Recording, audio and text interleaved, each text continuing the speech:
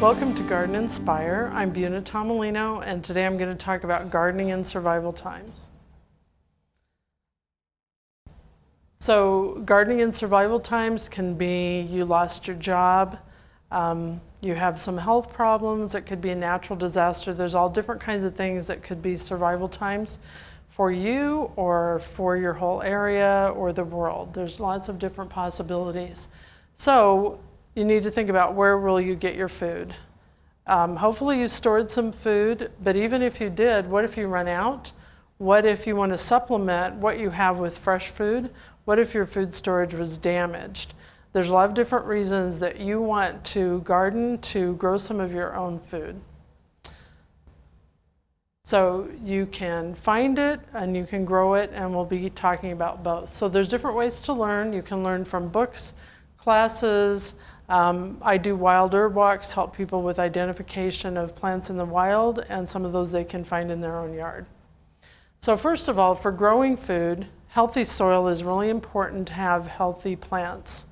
So what the soil is like, you can change, you can improve it. That makes a big difference in the health of your plant. So organic matter in soil is very important. Some places there's a lot of organic matter. Where I live, there's not a lot of organic matter. So learning how to compost, using compost that nature has already made if you need to. Adding that organic matter helps because, for one thing, it adds microorganisms in. Microorganisms have been found to help with finding water outside the root zone for plants, fighting disease, helping the plants get nutrients. Also, organic matter helps with water drainage. You can have less watering needed. It helps with disease resistance and with nutrients. Now, organic matter is basically compost. So where do you get it? Ideally, you make it yourself. You learn how to make it yourself. If you're in a situation where you needed to evacuate and go somewhere else, start all over, you might be in a place where nature has been already composting. If you've been to places where there's high rainfall and you've gone out in the forest, sometimes the ground is really squishy because the plants have been decomposing, animals, insects, whatever dying has been decomposing and feeding those plants. So there's already a lot of organic matter there. So try to find it in nature if you can't make it yourself, but learn how to make it yourself. So for seeds and plants, if you want to save seeds from your plants, you want to get open pollinated plants or seeds. Sometimes people get confused between heirloom and open pollinated. Open pollinated means if you save the seeds, then you can plant them and get the same thing the seed came from. Heirloom just means it's an open pollinated that was handed down through generations. So open pollinated is usually what people mean, and it's certainly fine if it's heirloom also. So you want to store your seeds in a cool, dry place because they will last longer that way. Now, people will ask me how long seeds will last, and it really depends on the situation. If it's hotter, too damp, then those kinds of conditions can shorten the life of a seed, and it depends on the plant. So it's a good idea to learn how to save seeds so that you can regularly save seeds, and so you're always having fresher seeds. And so it's best to buy plants that list the botanical name on the plant so that it's what you really think it is, and so you know exactly what you're getting. So grow plants in the conditions that they prefer. This reduces disease and pest problems and helps you have a healthier plant. So if a plant likes sun, you want to give it a place where it's going to get 8 or more hours of sun per day. If a plant likes shade, you want to have it get 0 to 6 hours, just depending on the plant. Some like full shade, can't handle any sun at all. Other ones can handle some sun, but may do better with less sun. So some examples. In general, things that produce fruit. So peppers, tomatoes, melons, squashes, those things like a lot of sun. And things like cilantro, other parsley family members don't need as much. Cilantro really needs less, or it will just flower and go to seed because of the heat, not necessarily the sun, but it's going to be hotter where it's sunnier. And then things like lettuce and spinach, those are going to do better with less sun also because, again, when it's too hot, they will flower and go to seed faster.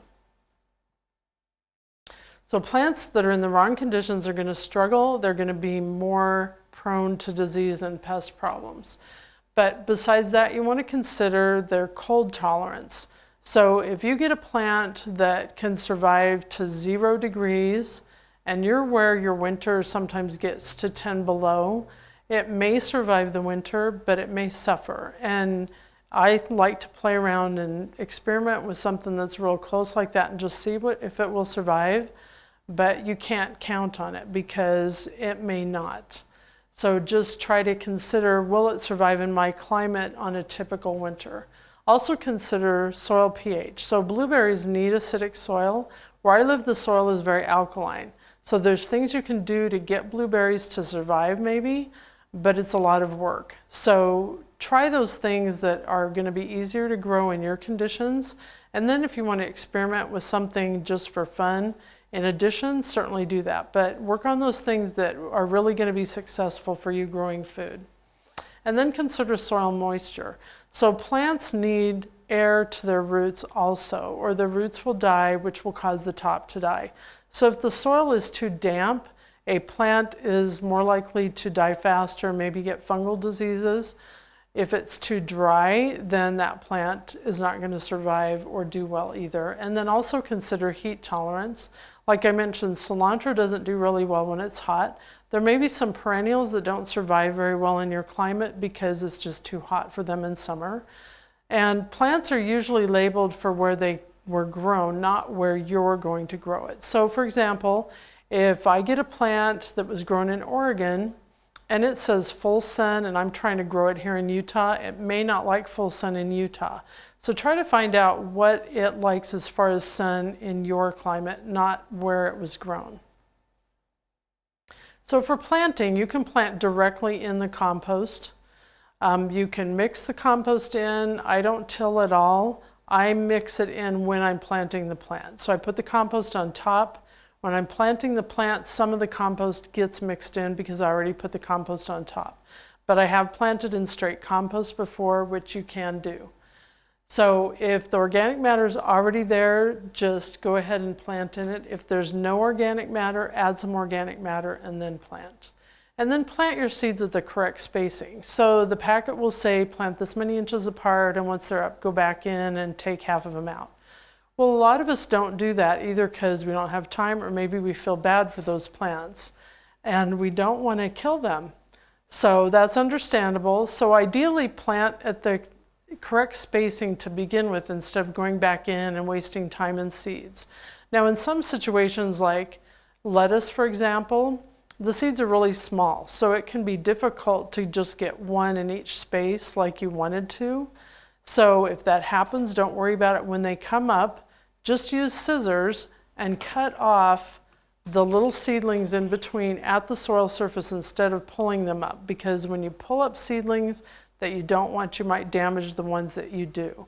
So just cut it off at the soil surface, and because lettuce is edible no matter what size it is, throw it in a salad. So anything that's edible like that, cut it off and go ahead and eat it. Now, tomato, you don't want to do that, but tomatoes, there's not usually a problem about getting them too close together. And then store your seed that's unused in a dry and cool place so it will last longer. So mulch is what goes on top of the ground. So mulch can be a lot of different things. It can be landscape fabric, it can be recycled tires, it can be rock. I personally don't use any of those things. They don't provide benefit to the soil. So mulch can add organic matter into the soil. It can improve the soil if you're using something that's going to break down to do that. So gravel creates heat. Recycled tires have toxins in them and they're very difficult to get out if you ever wanted them out. Landscape fabric doesn't really provide any benefit. It doesn't really help keep weeds down. So instead, if you use bark, straw, crushed up leaves, compost, any of those things on top of the soil, then they help keep the soil cooler, they help keep weed seeds down, they're adding nutrients into the soil. Now if you want to put newspaper, cardboard down first and then those things on top, that's fine because they're going to break down and feed the soil either. Shredded cedar bark I like too. The cedar has the additional benefit of possibly repelling insects. So watering. They say that watering is the way most people kill plants, usually overwatering. So like I mentioned earlier, the roots need water, needs air too, so you don't want to have too much water in the plant. So ideally water in the morning. If you can't water in the evening, but the morning is the best time. When you water in the evening, sometimes the soil stays wet all night long and maybe the plant leaves too, creating more fungus possibilities. So water vegetables at the root zone if at all possible. They tend to not like water on their leaves, and that's more likely to create fungus problems. Avoid overwatering. So before you decide whether to water, actually stick your finger into the soil, see how damp it is or how dry it is. If it's almost dry, go ahead and water, but water it really thoroughly, not just a tiny bit. And if you just touch the top of the soil or look at the top of the soil, the top could look dry or wet, and it could be the opposite underneath. So actually stick your finger in there.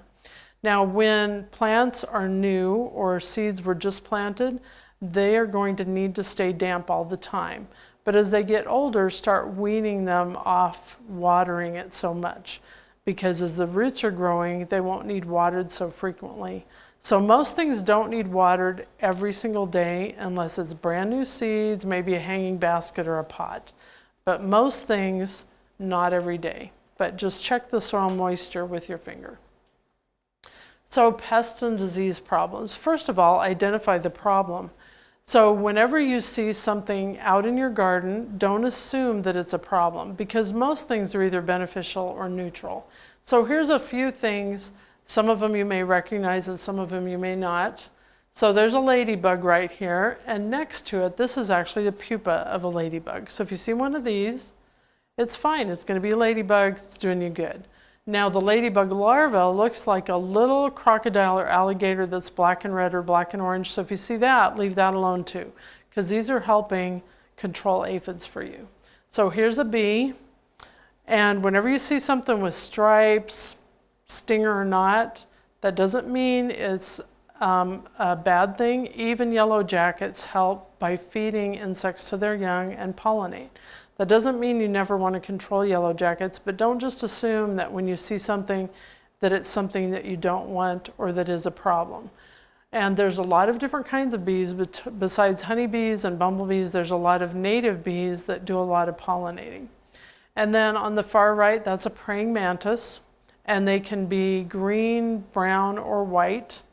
And they eat lots of different kinds of things, including each other, unfortunately. And then at the top is an egg case for a praying mantis. So if you see that in your yard, then they've already hatched, or you're going to have some hatching in your yard, providing benefits to you. And there's lots of other insects that could be in your yard providing benefits. So first of all, if you see something happening, identify the problem, because maybe it wasn't whatever you saw right there. Even if you saw something, that may have been the thing that came to eat whatever was the problem. Or if you spray something or use something for insects and it's a slug, it's probably not going to do anything to harm the slug. It's just going to harm the insects that you didn't want to harm. And healthy plants are more resistant to disease and pest problems. So if you follow the things earlier about soil and watering and growing conditions, then you're going to have healthier plants to begin with. But if you can attract and protect these beneficials, then they are helping do the job for you. So if you do need to control something, find out what the problem is and then use the least toxic thing to help with that control. So weeds, a lot of people call them plants that are in the wrong place. So first of all, find out what it is, because maybe it was something you intended to plant and you discover that after you've pulled it up. So make sure it really is something you didn't want. And then when you pull it up, maybe there's something you could do with it. Maybe it's something you could eat or use medicinally, and so if you're pulling it up, you might as well use it. So to help control weeds, there's different things you can do. This is a stirrup hoe or an action hoe. This is a short-handled one, and you just scrape it along the soil surface and it will cut weeds off right at the soil surface. It especially works well when weeds are really small or annual weeds. But even perennials, you can do it several times and it will eventually usually kill the weed. And so that's just a really easy way to control weeds. For bigger things that you need to dig up, this is a hori-hori knife. It's a Japanese gardening tool, multi-purpose. You can use it for weeding, transplanting, planting, cutting into a root that maybe you didn't realize was so difficult to get through. Consider different places or ways to grow. So even if you don't have a yard or a garden, there's things you can do to grow some of your own food. A lot of us are familiar with sprouting, but you may not be so familiar with microgreens. So microgreens is where you take seeds. This is a kit, but you can get other ways to grow them just by buying seeds and shallow containers and some potting soil or seed starting mix. You plant a whole bunch of the same kind of seed very close together, and then you just harvest it when it just has 2 leaves on it. You harvest the whole plant. And you can use them in salads, sandwiches. Fancy restaurants sometimes put them on top of the entrees. There's many different plants you can grow as microgreens. Popcorn is a really sweet tasting one. There's wasabi, mustard. There's all different kinds of things you can grow as microgreens. And so with sprouting and microgreens both, they just take a few days to grow, and you harvest the whole thing, and they're very nutritious. And you don't need a yard or a garden or anything. You can do that anywhere. Perennial edibles. Consider something you could eat that you plant once and you can harvest it again and again. Now, we're all familiar with apple trees, peach trees, things like that, but sometimes there's things people are less familiar with. Reseeding edibles, things that you plant them and that plant doesn't survive forever, but it drops seed and plants itself.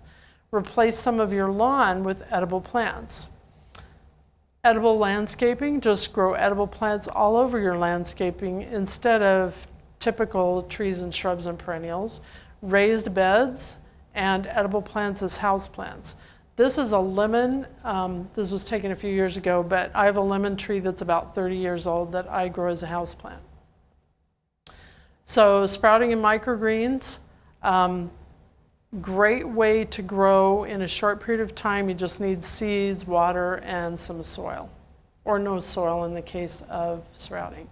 So some of the perennial edible plants, asparagus and rhubarb, a lot of us are familiar with, but sorrel. Sorrel is used like spinach, and you plant it and it just comes back year after year. You can eat it raw or you can cook it.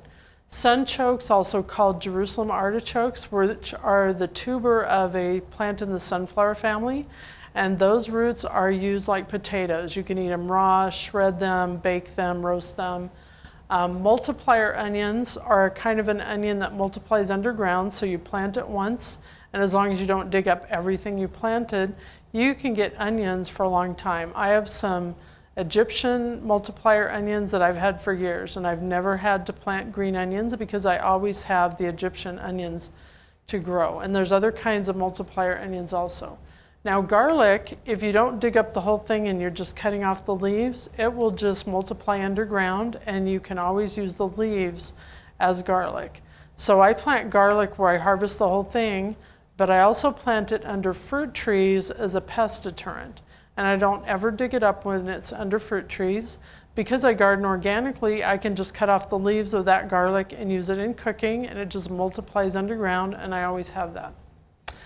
Some herbs are perennials, and then there's some weeds, or what we would call a weed, and there's trees and shrubs. On the right here at the top is French sorrel. In the middle is a bush cherry, so it grows on a small shrub.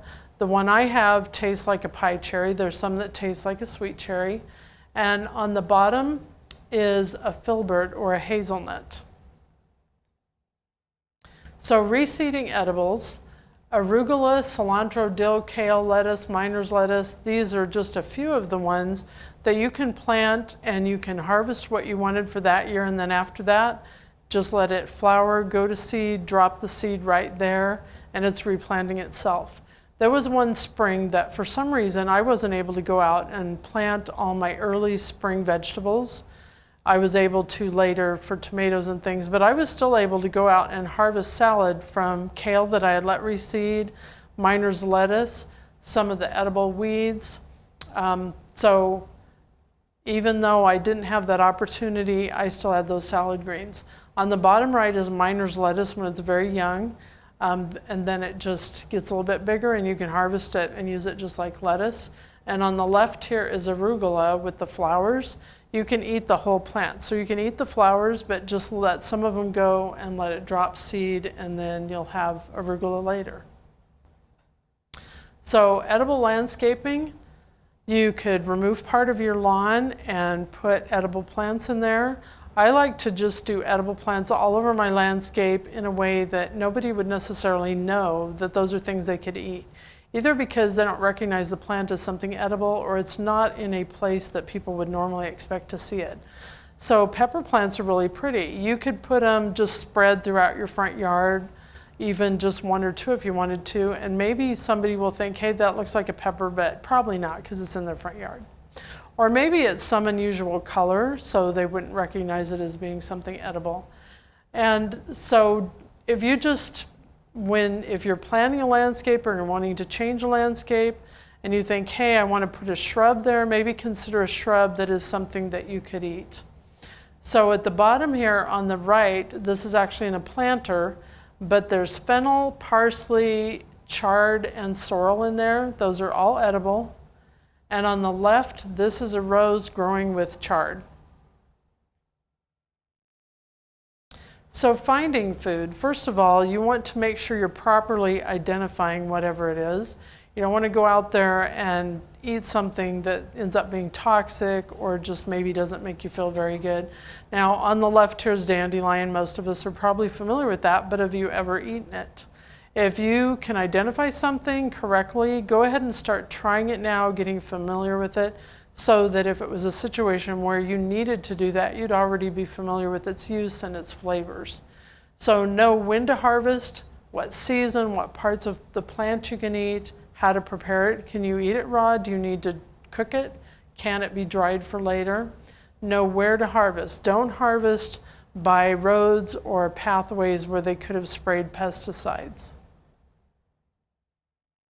So raised bed gardening, this is a picture of a square foot garden, my square foot garden from several years ago. Raised bed gardening, you're planting plants close together, so they're shading out weeds. The soil is already prepared. You don't ever till anything. In the spring, I just plant my peas. If there's snow on the ground, I just move the snow out of the way and plant my peas. And then whenever they're ready, they come up. Raised beds tend to drain better and tend to warm up faster in the summer. You can fit a lot of fruit, vegetables and herbs and things in a square foot garden. You can also do a tabletop style. So if somebody can't bend down on the ground, or maybe they don't have a yard, they might be able to put something like this on a patio or a deck or something like that. If you have deer in your area, you might need to plant up on a deck to keep your plants away from the deer. So you could either do a tabletop style, you could do pots, or you could just do one that sits directly on the deck. So edible plants as houseplants. All my houseplants are edible. Why not grow something that's beautiful, freshens your air, and you can eat it? So I have 2 lemon trees, 2 grapefruit trees, a pepper plant, because peppers die over the winter in my climate. Peppers are actually a perennial. They just freeze in my climate, so I'm just gonna see how long it'll stay alive. Lemon verbena, which is pictured on the right, which is a lemon-scented herb and flavored herb, lemongrass, and rose geranium. So you can grow bay trees, you can grow a pot of mint. If you just live in an apartment or something, you don't have much space, just grow a pot of chives or mint or lettuce or something like that. So you want to make sure for growing that you have good soil, so add organic matter or find organic matter. Choose plants that are appropriate for your climate and their growing conditions. Mulch. Mulch really helps with keeping weeds down, keeping moisture in the soil. Make sure you're watering correctly. Be aware of weed control, how to do it. Use what you can if there are weeds that are edible or medicinal. Insects, make sure first, or any other pest problems, make sure that you identify the problem correctly before trying to control it. Learn about wild edible and medicinal plants in your area, and consider other places and ways to grow, whether it's sprouting, microgreens, edible houseplants, edible landscaping. If you're looking for more information, please follow me on social media, search my website, which is listed below. See all the links below this video. And thank you so much for attending my class. Again, this is Buna with Garden Inspire.